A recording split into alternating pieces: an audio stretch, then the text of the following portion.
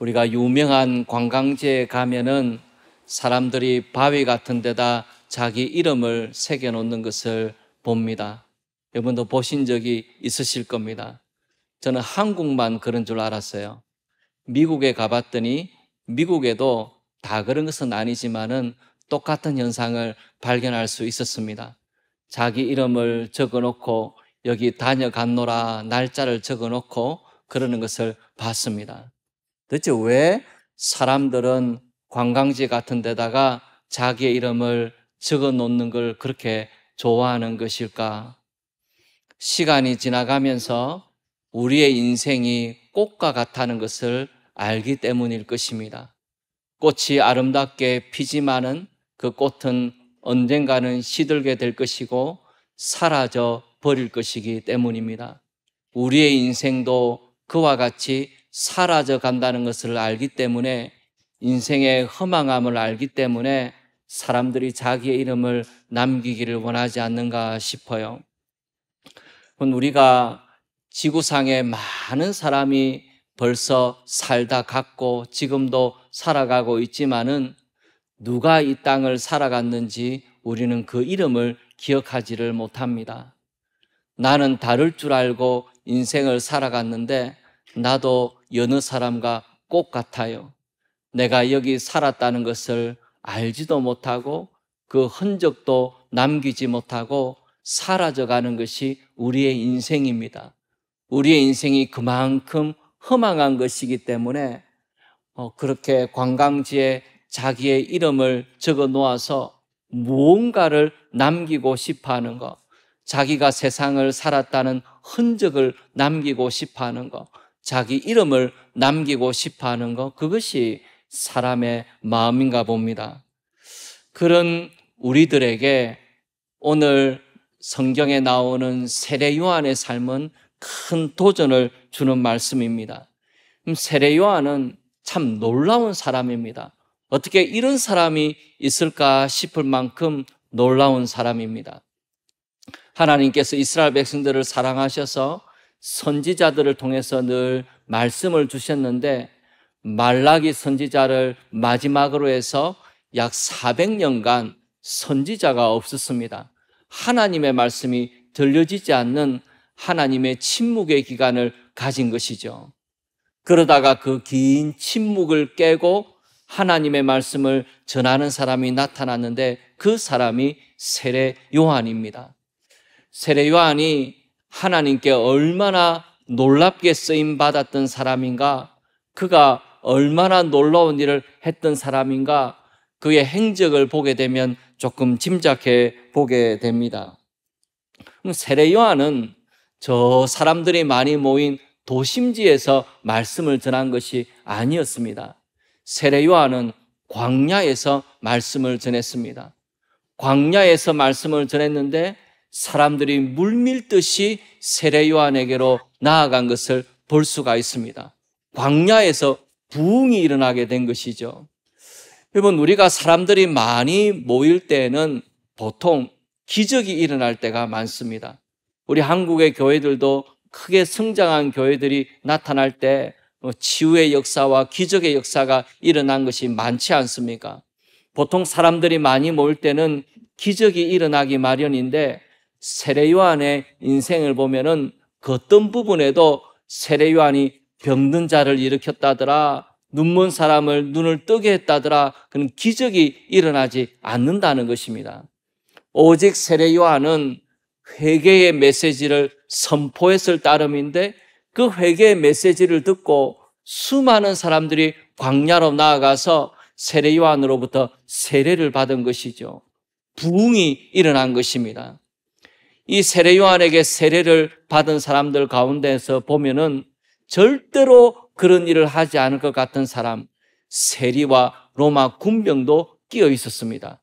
그들조차도 이 세례 요한에게 나와서 우리가 어떻게 하면 되겠느냐 탄식하면서 물을 정도로 이 세례 요한이 회개의 세례를 베풀 때 그 사역이 너무나 놀랍게 일어났고, 많은 사람들이 이 세례 요한의 영향력을 받았던 것입니다. 얼마나 사역이 놀라웠던지 사람들이 세례 요한에게 당신이 메시아냐 물을 정도였습니다. 어떻게 사역을 하면은 메시아냐라고 물을 수 있습니까? 그런데 세례 요한에게 당신이 행하는 것을 보니까 진짜 메시아 같다. 메시아가 오신다면 당신과 같은 모습이지 않겠는가? 그렇게 생각을 해서 세례 요한들어 메시아냐라고 물을 정도로 이 사람들이 세례 요한을 좋아하고 세례 요한을 많이 따랐던 것이죠.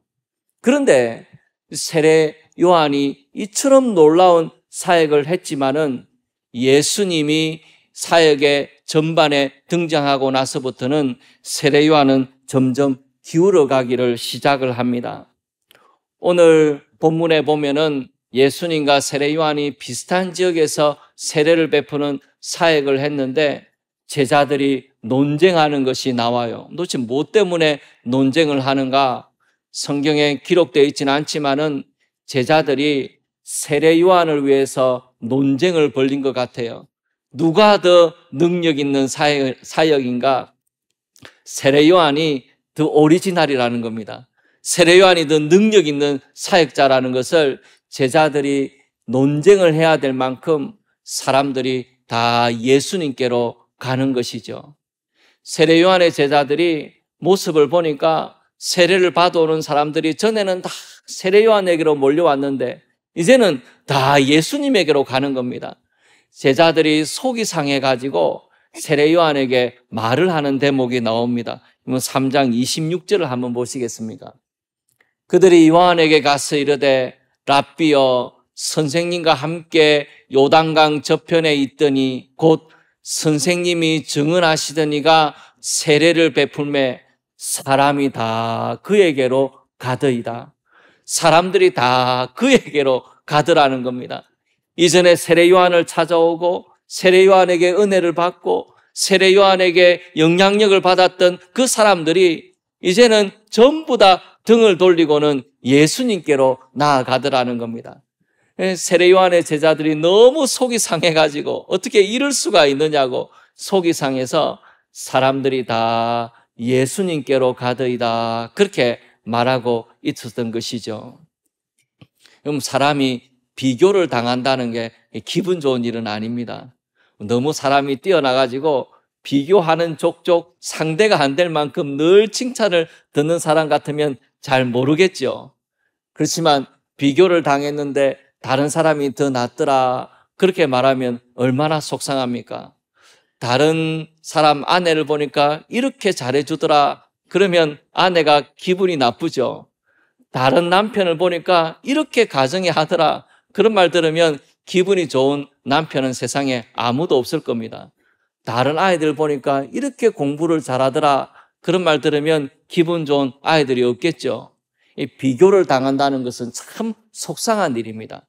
그런데 이전에 세례 요한을 따랐던 사람들이 전부 다 예수님께로 가게 되니까 사람들이 다 세례 요한을 떠나고 이전에 세례 요한을 따랐던 사람들이 예수님께로 가는 그 모습을 보니까 세례 요한의 제자들이 속이 상해가지고 사람들이 다 예수님께로 가더이다 그렇게 말을 한 것입니다.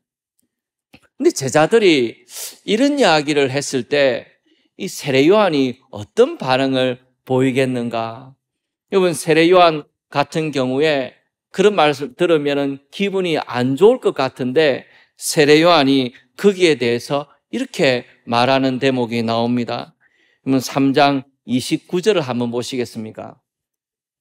신부를 취하는 자는 신랑이나 서서 신랑의 음성을 듣는 친구가 크게 기뻐하나니 나는 이러한 기쁨으로 충만하였노라.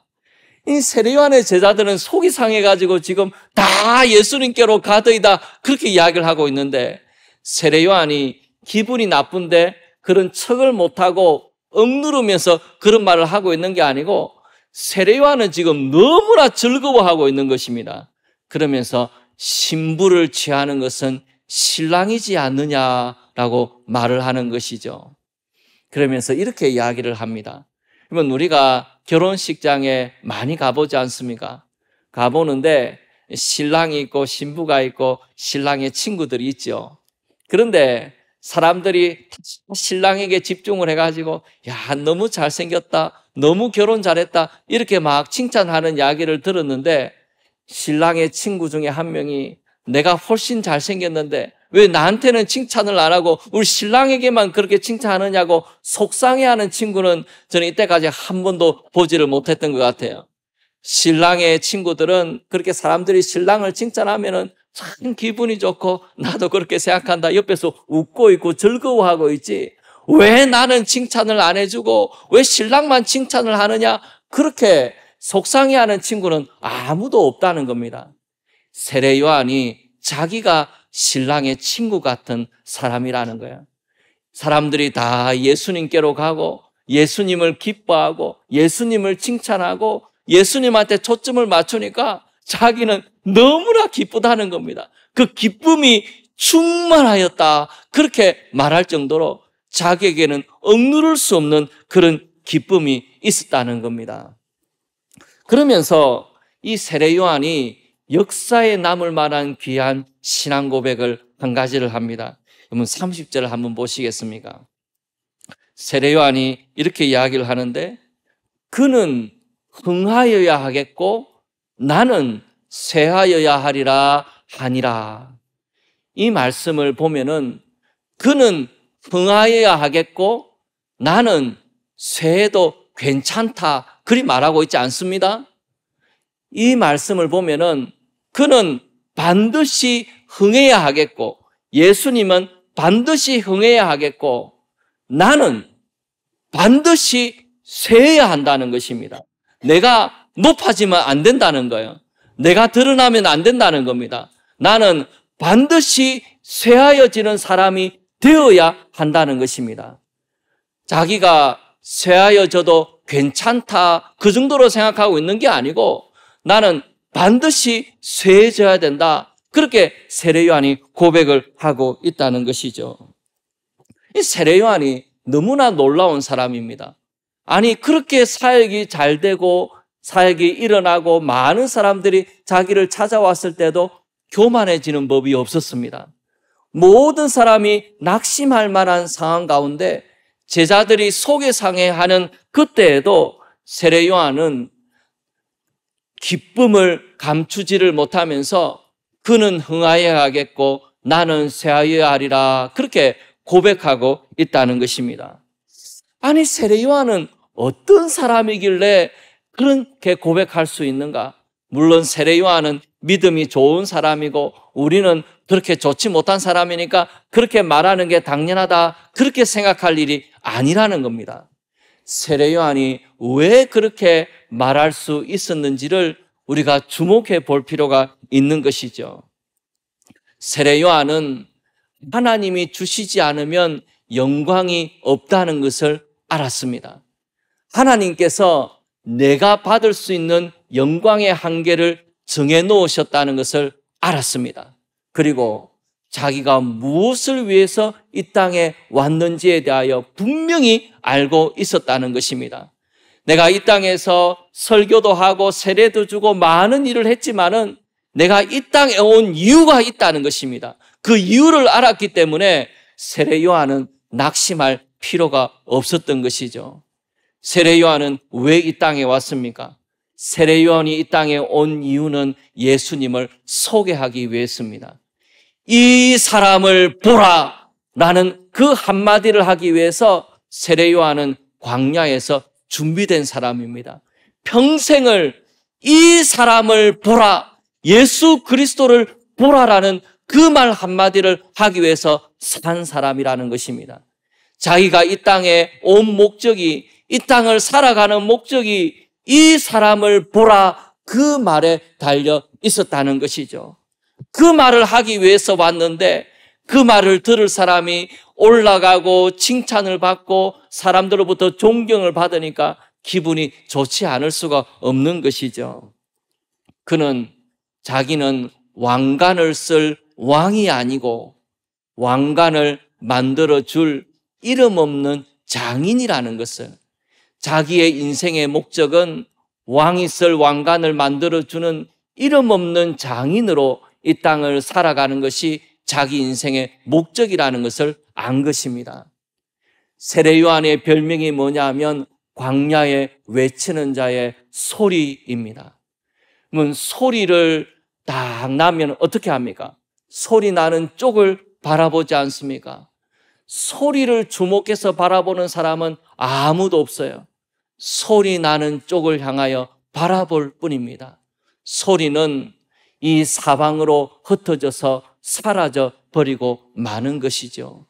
예수님을 바라보는 그 말을 했을 때 사람들의 고개가 일제히 예수님에게로 향해지게 되고 자기는 광야의 소리와 같이 흩어져 버리고 마는 것, 그것이 자기의 삶이라는 것입니다. 세례 요한은 정말로 그렇게 살았습니다. 그는 흥하여야 하겠고 나는 쇠하여야 하리라 고백을 했는데 그 말 그대로 세례 요한은 헤롯 왕을 책망한 대가로 감옥에 잡히게 되고 한 어린 여자아이가 춤춘 것의 대가로 목이 잘리게 되고 순교의 피를 흘리게 됩니다. 그리고 역사의 현장에서 사라져 버리고 말지요. 그 고백 그대로 살았다는 것입니다. 여러분, 우리가 예수님을 믿고 난 다음에 마음의 변화가 일어나게 되는데 그것은 예수님을 믿기 전에는 내 인생의 중심이 나였습니다. 세상에 나를 중심으로 세상이 움직여갔고 내가 어떻게 되는가, 내 미래는 어떤가, 내 가족은 어떤가, 거기에 모든 초점이 놓여 있었어요. 근데 예수님의 보배로운 피로 구원받고 하나님의 은혜를 경험하고 나면은 우리의 마음에 변화가 일어나게 됩니다. 우리의 마음에 변화가 일어나서 이제는 내가 중심이 아니고 예수님이 중심인 인생을 살아가게 돼요. 예수님이 영광을 받으시면, 예수님이 높아지시게 되면은 그것으로 만족하는 인생을 살아가게 된다는 것입니다. 나는 없어져도 문제가 안 된다는 거예요.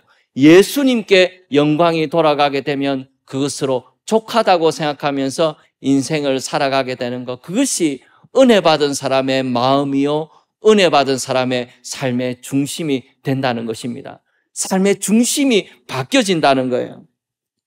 그래서 웨스트민스터 소교리 문답에 보면은 제1문이 있습니다. 저는 어릴 때부터 제1문을 외웠지만은 날이 갈수록, 시간이 지나갈수록 저 1문이 얼마나 중요한지를 깨닫게 돼요. 웨스트민스터 소교리 문답 제1문에 무엇이라고 말을 하고 있습니까? 사람의 제1되는 목적은 무엇입니까? 우리 인생의 목적에 대해서 질문하는 것입니다. 제1문에 대한 답이 무엇이냐면 사람의 제1되는 목적은 하나님을 영화롭게 하고 영원토록 그를 즐거워하는 것입니다. 우리가 이 땅에 온 목적은, 우리가 삶을 살아가는 목적은 하나님을 영화롭게 하고 하나님의 이름이 빛나게 하고 하나님을 평생에 즐거워하면서 살아가는 것, 그것이 우리의 인생의 목적이라는 것입니다. 그것을 이루기 위하여 우리의 인생이 있다, 그렇게 말씀하시는 겁니다. 그러면 우리가 이런 소교리 문답 1문을 보고 나면은 그렇지 하나님께 영광을 돌려야지, 그렇게 생각하면서 고개를 끄덕끄덕해요. 근데 사람의 제1되는 목적이 하나님을 영화롭게 하는 것이다 그랬는데 거기에는 내 영광이 끼어들 자리가 없어요. 제1문에서 말하고 있는 것은 오직 하나님께만 영광을 돌리는 것입니다. 오직 하나님께만 영광을 돌리는 것, 그것이 우리 인생의 목적이라는 거예요. 근데 우리는 어떻게 합니까? 하나님의 이름이 빛나는 그 옆에 이름이 빛이 나가지고 내 이름도 조금 빛이 나기를 바랍니다. 사람들이 내가 얼마나 수고하는지 조금 알아줘야 돼요. 내가 얼마나 애를 쓰고 있는지, 내가 얼마나 많은 대가를 치르고 이렇게 봉사하고 섬기고 있는지 사람들이 좀 알아줘야 됩니다. 그렇지 않으면 섭섭해요. 사람들이 안 알아주면은 그렇게 서운할 수가 없어요. 그래서 교회에서 제일 무서운 마귀를 섭섭마귀라 그러잖아요. 근데 그 말이 틀린 게 아닌 것이, 열심히 일을 하면 할수록 그렇게 서운한 생각이 들기가 많은 겁니다. 내가 이런 대접을 받을 사람이 아닌데, 내가 이런 취급을 받을 사람이 아닌데 이렇게 나를 몰라주는데 내가 열심히 할 필요가 있겠는가, 그런 생각이 우리의 마음에 찾아들 수가 있다는 겁니다. 그런데 우리는 오직 하나님께만 영광을 올려드리고 하나님의 이름이 빛나는 것으로만 만족하는 사람입니다. 내 이름은 빛이 안 나도 상관이 없어요. 아무 문제가 안 됩니다. 오직 하나님의 이름만 빛나실 수가 있다면, 하나님께 영광이 돌아갈 수 있다면 그것으로 족한 것이죠. 그 다음이 필요가 없는 것입니다. 여러분, 우리가 인생을 살아가는데 무슨 목적으로 인생을 살아가고 있습니까? 우리가 너무 바쁘게 인생을 살아가죠. 피곤하게 인생을 살아가지요. 하나님의 영광에 대해서 생각할 겨를이 없이 우리가 인생을 살아갑니다. 그런데 우리의 마음에 하나님께 영광을 돌리면서 살아야 되겠다는 뜨거운 마음이 있는가, 우리 자신들을 한번 돌아보기를 원합니다. 한낱 구호에 그치는 게 아니고, 한낱 캐치프레이즈가 아니고, 진짜 하나님의 영광을 위해서 내가 인생을 살아야 되겠다. 하나님의 이름이 빛나게 하기 위해서 내가 인생을 살아야 되겠다. 하나님의 영광을 위하여 내 모든 것을 드리면서 살아야 되겠다. 그런 마음이 우리에게 있는지, 그런 목표가 있는지, 그런 생각 가운데 우리가 인생을 살아가고 있는지 우리 자신들을 한번 돌아보기를 원합니다. 저는 우리 교회가 참 건강하고 좋다고 생각하는 것이 뭐냐 하면은 하나님의 이름만 빛나기를 원하는 사람들이 많은 것 같아요. 우리 교회는 수십억을 헌금해도 이름 한 줄 안 나옵니다. 역사책에 이름이 기록되지 않기를 기뻐하고 즐거워하는 사람이 저는 많다는 생각이 들어요. 그리고 수십 년을 봉사해도 이름 한 줄 나오지 않기를 원하는 사람, 교회 50년사가 기록되어도 이름 한 줄 나오지 않아도 기뻐하고 즐거워할 수 있는 사람, 저는 우리 교회가 그런 교회가 되기를 원합니다. 오직 하나님께만 영광을 돌리기를 기뻐하는 교회, 그런 교회로 하나님 앞에 살기를 원합니다. 그래서 저는 이 예배 시간에 박수 치는 게 그렇게 썩 마음에 좋지가 않아요. 사람들에게 영광이 나누어지는 것 같아서 저는 그것이 좀 부담스럽습니다. 근데 제가 한국에 와보니까 박수를 참 많이 치더라고요. 그런데 물론 박수를 치고 격려하는 것도 좋지만은 저는 오직 하나님께만 영광이 돌아가기를 원합니다. 그래서 누가 찬양대가 찬양을 마치고 나도, 누가 특송을 해도, 또 연주를 해도 우리가 박수를 치는 것보다는 아멘으로 하나님 앞에 같이 영광을 돌리는 것으로, 오직 하나님께만 영광을 돌리면서 살아가는 그런 믿음으로 살기를 원해요. 어떤 때는 제가 너무 구식 같다는 생각이 들어요. 그렇지만은 하나님께만 영광이 돌아갔으면 좋겠다. 오직 하나님만이 영광을 받으시는 그런 삶이기를 바란다. 그래서 예배가 좀 그랬으면 좋겠다는 생각이 듭니다. 그래서 축하하는 시간을 전부 다 예배가 마친 다음에 광고 시간으로 다 미루었습니다. 그래서 오직 하나님께만 우리가 영광을 돌리며 살기를 바라요. 우리 성도들의 삶에는 그런 마음의 소원이 있습니다. 하나님께 영광을 돌리고 싶은 마음, 오직 하나님께만 영광을 돌리며 이 땅을 살아가고자 하는 그런 소원이 있다는 것이죠. 우리 믿음의 선배들은 그런 소원으로 인생을 살았습니다. 찬송가 288장에 보면은 정말 하나님의 은혜의 깊은 곳에 들어갔던 사람이 이렇게 고백한 것이 나옵니다. 예수를 나의 구주 삼고 3절에 보면은 주 안의 기쁨 누림으로 마음의 풍랑이 잔잔하니 세상과 나는 간 곳 없고 구속한 주만 보이도다. 세상도 없어지고 나도 없어지고 구속한 주님만 남은 거죠. 저는 우리의 기도 생활이 이렇게 되기를 바라고, 우리의 예배 생활이 그렇게 되기를 바라고, 하나님 앞에 살아가는 우리의 삶이 이와 같기를 원합니다. 하나님의 풍성한 은혜를 마음에 경험하게 되면은 세상도 안 보이고 나도 안 보이고 내 미래도 하나도 걱정도 안 되고 구속한 주님밖에 보이지 않는 그런 우리의 삶이 되기를 원합니다. 영국이 낳은 유명한 설교자 가운데 조지 위필드라는 사람이 있어요. 놀라운 사람입니다. 18세기에 살았던 사람인데 마이크도 없는데 2만 명, 3만 명을 모아놓고 집회를 한 사람이에요. 저는 어떻게 그게 가능한지 모르겠습니다. 마이크 없이 2만 명에게 설교할 수 있습니까? 그것도 1시간씩. 그래서 저는 어떻게 이런 사람이 있을 수 있나? 정말 역사의 길이 남을 사람이에요. 얼마나 놀라운 사역을 했는지 이 들판에서 집회를 하면은 농부들, 광부들, 그런 분들 일하던 분들이 일하다 말고 거기 와서 말씀을 듣는 겁니다. 집회가 끝나고 나면은 사람들의 얼굴에 여기 흰 줄이 두 줄이 쭉 남아요. 왜냐하면 광부들이 얼굴이 시커멓게 해서 이제 나왔다가 예배를 드리면서 얼마나 눈물을 흘렸는지 요 흰 줄이 두 줄이 얼굴에 다 생겨가지고 그렇게 집회 장소를 떠나고 했었어요. 너무나 놀라운 부흥을 가져온 사람입니다. 기독교 역사에 놀라운 전도자로 쓰임받았던 사람이에요. 근데 이분이 자기가 맡고 있는 대표직을 사임을 하려고 했습니다. 이 대표직을 계속하게 되면은 분열이 일어날 것 같아가지고 자기가 사임해야 되겠다 그렇게 생각을 하고 사임을 하려고 하니까 사람들이 말리면서 이야기를 해요. 지금 사임을 하면은 당신의 이름은 사라지게 될 거라고, 당신의 영향력은 다 없어지게 될 거라고, 절대로 그만두면 안 된다고, 분열이 일어나든 뭐든 절대로 그만두지 말라고 그렇게 이야기를 했었어요. 근데 그 위필드라는 분이 뭐라고 이야기를 했느냐 하면은 위필드라는 이름은 사라지게 하라. 그리고 그리스도께서 영광을 받으시게 하라. 내 이름은 모든 곳에서 죽어 없어지고 내 친구들마저도 나를 잊어버리게 해라. 그렇게 함으로써 예수님의 대의가 펼쳐질 수만 있다면 나는 후회가 없다 그랬습니다.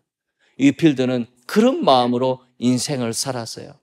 하나님께 영광이 돌아갈 수만 있다면 나는 없어져도 상관이 없다는 것입니다. 그것이 하나님의 사람들의 마음이었어요. 여러분, 이 땅에 하나님의 사람으로 쓰임받던 사람의 전기를 읽어보고 글을 읽어보게 되면은 공통된 것이 뭐냐 하면은 하나님의 사람들은 자기의 이름이 나오는 것을 두려워합니다. 싫어합니다. 하나님의 영광을 가리게 될까봐 얼마나 두려워하는지 몰라요. 그래서 오직 하나님께만 영광이 돌아가기를 소원하는 마음으로 이 땅을 살아갔던 것입니다. 저는 우리가 꼭 그런 마음으로 하나님 앞에 그런 중심을 가지고 이 땅을 살아가게 되기를 원합니다. 1880년대에 미국의 목사님들이 우리가 좀 영국 교회를 가가지고 영국 교회를 좀 배워야 되겠다 그래가지고 미국에 있는 목사님들이 대표단을 꾸려가지고 영국에 왔습니다. 그래서 그 당시 영국의 유명한 목회자가 되는 조셉 파크라는 목사님이 심호하는 시티 템플이라는 교회를 갔어요. 2,000명이 모여서 예배를 드리고 웅장한 건물이 있고 거기 가서 예배를 드리는데 이 조셉 파크 목사님이 얼마나 그 성품이 분명하고 메시지가 훌륭하고 그 목소리가 감동적이고 얼마나 놀라운 목회를 하는지 이 갔던 목사님들이 목사님이 목사님 칭찬하기를 쉽지 않잖아요. 그런데 예배를 드리고 난 다음에 그분들이 뭐라고 소감을 이야기했느냐 하면은 조셉 파크는 얼마나 경이로운 설교자인가 그러면서 그 교회를 나왔습니다. 그날 저녁에 이분들이 그 당시 영국의 유명한 목회자 중에 한 명인 찰스 스펄전이 목회하는 교회 태버네클 교회로 가서 예배를 드렸어요. 저녁인데 회중은 2배가 됐습니다. 4,000명이 모여 있고 정말 엄청나게 큰 빌딩에 사람들이 같이 모여서 예배를 드리고 있는데 예배를 드리는 중에 그 스펄전 목사님의 목소리가 얼마나 매력적인지 그리고 말하는 것이 얼마나 사람에게 감동을 주는지 감탄을 하다가 이분들이 자기들이 왜 왔는지를 잊어버렸어요. 영국 교회를 배우기 위해서 왔다. 조셉 파크랑 이 스펄전 목사가 어떻게 다른지 좀 비교해 보기 위해서 왔다. 그 목적을 잊어버리고 정신없이 거기서 예배를 드리고 나온 겁니다. 그래서 예배를 드리고 나왔을 때 그분들이 뭐라고 소감을 이야기했느냐면 예수 그리스도는 얼마나 위대한 구세주인가. 저는 이 글을 읽으면서 마음에 가지고 있는 소원이 생겼습니다. 저도 사람이기 때문에 그런 말 들으면 참 좋겠어요. 지금까지 그런 말을 들은 적은 없지만은 조 목사는 얼마나 경이로운 설교자인가. 그 말 들으면 얼마나 좋겠습니까? 인생에 한 번밖에 목회할 기회가 없지 않아요. 인생이 한 번밖에 없으니까. 그런데 사람들로부터 그런 칭찬을 들으면서 살 수 있다 그러면 얼마나 복된 일이겠습니까? 저도 그런 칭찬을 들었으면서 참 좋을 것 같아요. 그럴 것 같지는 않지만은, 불가능할 것 같지만은 그런 칭찬을 들으면 얼마나 좋겠습니까? 우리 모두도 마찬가지입니다. 하나님의 영광에 대해서 말하지만은 우리도 듣고 싶어요. 김 집사는 얼마나 놀라운 하나님의 사람인가? 박 권사는 어떻게 사람이 저렇게 봉사할 수가 있는가? 얼마나 놀라운 하나님의 사람인가? 우리가 그런 말을 얼마나 마음속으로 듣고 싶어 하는지 모릅니다. 근데 저는 제가 모든 사역을 마치고 난 다음에 정말 듣고 싶은 말은 예수 그리스도는 얼마나 위대한 구세주인가. 그 말을 들을 수 있다 그러면 저는 소원이 없겠다는 생각이 들어요. 우리가 긴 인생을 살아가는데, 많은 일들을 하면서 살아가는데, 내가 많은 말들을 하고 살아가게 될 것인데, 우리의 중심이 하나님께 영광을 올리기를 원하는 그 중심으로 살아갔기 때문에 사람들이 나를 보고 김 집사는 얼마나 놀라운 사람인가, 그 말 하는 게 아니고 예수 그리스도는 얼마나 위대한 구세주가 되시는가, 그 말을 사람들이 할 수 있게 하면서 이 땅을 살아갈 수만 있다면, 그렇게 인생을 살아갈 수만 있다면 얼마나 복된 인생이겠습니까? 우리의 인생이 끝나게 되었을 때, 우리 인생이 마무리되게 되었을 때 우리의 삶을 보면서 주 예수 그리스도는 얼마나 놀라운 구세주가 되시는가, 이렇게 구원하시고 사람을 바꾸시는 우리 주 예수 그리스도는 얼마나 놀라운 구세주가 되시는가, 그런 고백을 사람들로부터 들을 수 있게 되는 우리의 삶의 되기를 원합니다. 우리가 살아가는 삶이 찬송과 같이 되기를 바라요. 찬송을 부를 때 찬송가 가사가 있고 찬송을 부르지만은 거기에 불려지는 것은 하나님의 이름밖에 없지 않습니까? 누가 부르든 어떤 사람이 부르든 그거는 하나도 기록에 남지도 않아요. 그저 찬송의 제목이 되는 하나님만 남는 것이 찬송이죠. 우리의 삶도 꼭 그와 같아서 그는 흥하여야 하겠고 나는 반드시 쇠하여야 하리라, 그 고백으로 인생을 살아가는, 찬송과 같은 삶을 살아가는 우리 모두가 되기를 소원합니다. 우리